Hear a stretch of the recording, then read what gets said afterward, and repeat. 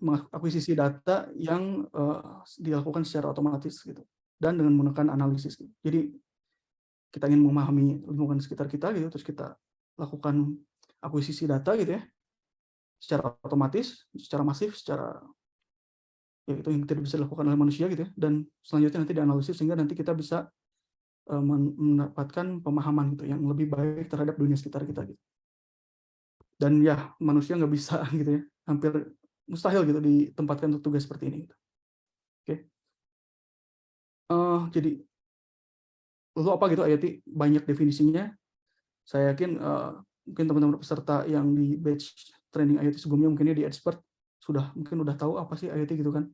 Tapi mungkin ini saya akan coba share sedikit gitu ya tentang perspektif gitu yang biasa kami pahami gitu ya di Record X. Pertama sebenarnya singkatnya IoT itu adalah sistem komputer gitu yang bisa menggather data tuh, mengakuisisi data gitu ya, mengambil data secara mandiri dan bisa bereaksi terhadap dunianya sekitarnya gitu ya. Oke, kata kuncinya adalah mengakuisisi data dan secara mandiri. Karena apa? Karena kalau misalkan kita lihat gitu ya, mungkin 10 tahun ke belakang gitu ya, mungkin ada teman-teman yang belum lahir mungkin.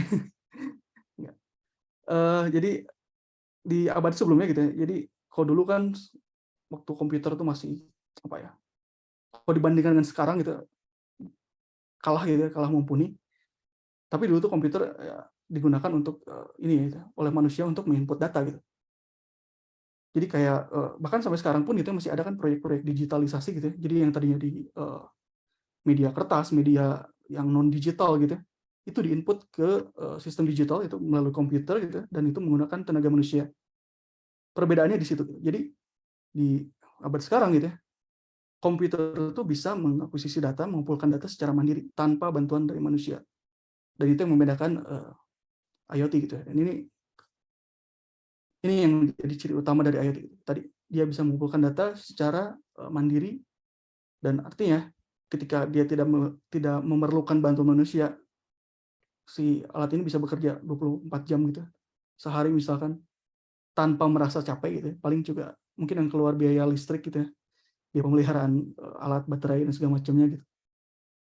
Tapi kita tidak menghabiskan tenaga manusia selama 24 jam sehari gitu dalam 1 minggu untuk mengumpulkan data. Oke, dan contohnya ini mungkin teman-teman pasti punya handphone gitu ya, punya smartphone yang di dalamnya sudah sangat kaya akan sensor-sensor, sudah kaya akan banyaknya prosesor-prosesor juga gitu ya yang secara khusus gitu untuk menghandle data-data dari banyaknya sensor tersebut gitu ya. Oke, nah sehingga ketika kita masuk ke dunia IoT gitu ya, biasanya kalau misalkan solusi-solusi yang tanpa membutuhkan bantuan IoT, misalkan seperti e-commerce gitu ya, interaksinya adalah dari manusia ke manusia gitu melalui software. Softwarenya apa ya? Misal marketplace-nya gitu ya. Ada marketplace-nya, terus ada ya, portal pembayaran segala macam gitu. Itu manusia berinteraksi dengan aplikasi untuk berinteraksi dengan manusia lain atau dengan sistem yang sudah terotomatis gitu ya. Nah, bedanya di IoT ada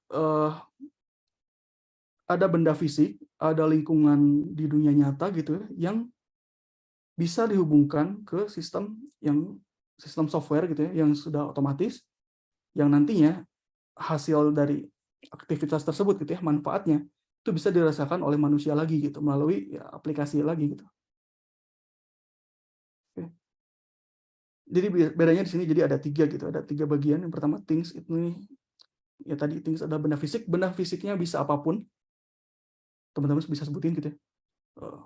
Rumah, hewan gitu ya, sapi, ikan, terus apalagi kambing, kuda, terus air bahkan gitu ya, air yang mengalir misalkan, terus air yang diam di satu tempat gitu, terus kendaraan gitu ya, motor, sepeda, mobil segala macamnya itu dengan teknologi IoT bisa dihubungkan.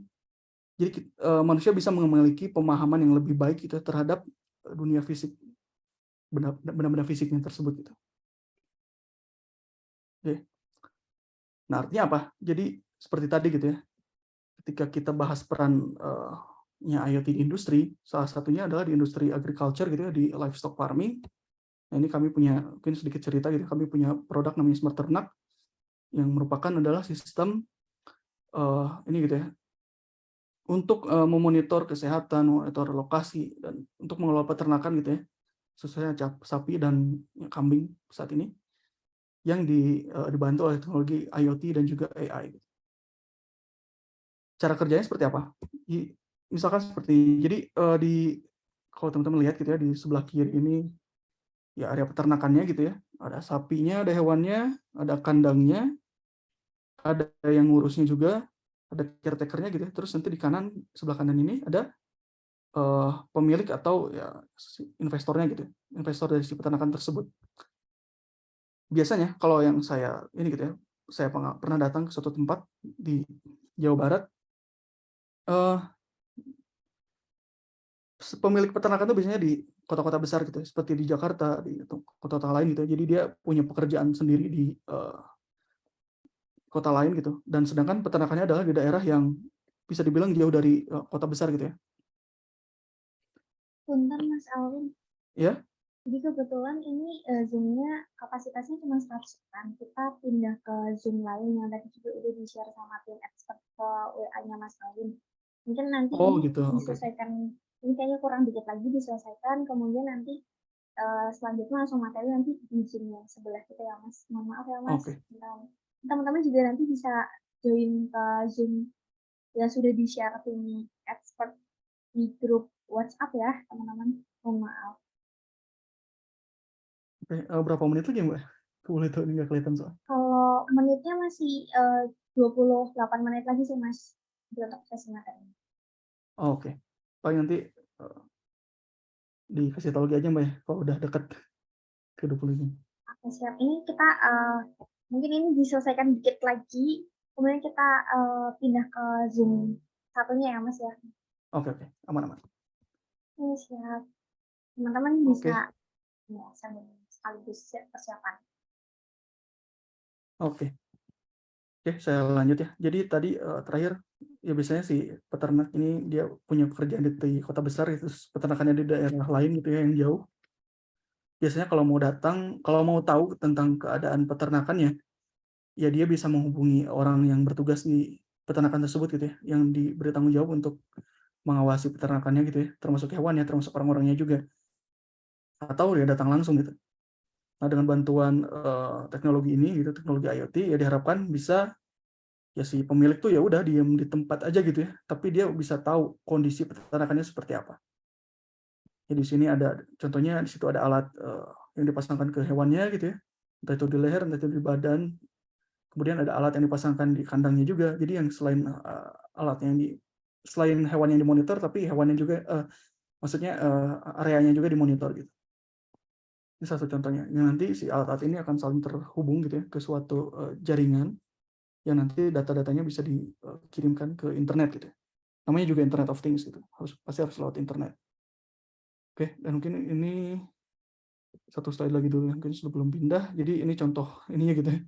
Ini di slide yang pernah kami pasang. Di situ ada alat utamanya, ada yang di leher, yang ini tambahannya ada yang di perut gitu, untuk membaca detak jantung sapinya gitu. Jadi di sini fokusnya lebih ke mengamati atau memonitor, memantau kesehatan, dan bahasa Inggrisnya itu well-being dari si hewannya gitu ya. Ya kesejahteraannya gitu, kesejahteraan hewan. Oke.